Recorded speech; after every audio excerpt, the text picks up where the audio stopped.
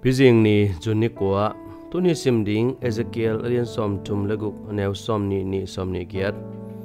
note sunga lung tang thak le lung sim thak konggon ding hi Ezekiel alian som tum leguk neu som ni ku lung tang kilai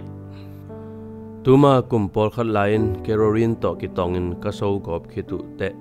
khale khat I na le de sang na to ka ki lem ki ku hi ka khial na teng ka thuma aman zong Ezekiel sunga note sunga lung tang thak le lung sim thak konggon dinga na suang lung tangu hong la khiat sakin mi hing lung tang konggon ding hi chi sik san thu hong nget saki pasianin ama in na sunga hong tuamin kalau na ka he na te ka kha lung tang sung pan hong la khiat sakahi lam ka phokhi to bangin lai siang tho to ikina vo ding pasian lung kim na ahi bana hilai siang tho muna Israel te asian so ding kam chiam pasian tangin Ezekielin again na ahi hi ahangin no te kongkhol na hang hilowin minam dang te khem pe te laka na dai sak koi koyu kamin siang tho ka khol na hang ahi hi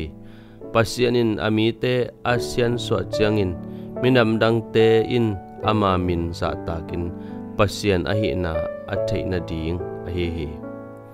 pasian na sep angim na pen inun tak na hong po pa pe khilowin ama akiza tak na ding zong ahi pasian in Israel te tunga lung tang thak le lung sim thak apiak bangin isung panin ama khasyang tho tung tonin avoda khaw ilung tang muna ama in na sangin ahom son lung tang hong lai sakhi pasianin na lung tang hong lai sang na hiam pasianin na lung tang hong khel lam mi te in bang teng mukhin hiam nun tang na khem pe unak pasiano nang sunga zung akha kamihi na athak nong lai sang manin lung daming na in na to hong tuam ta in amen.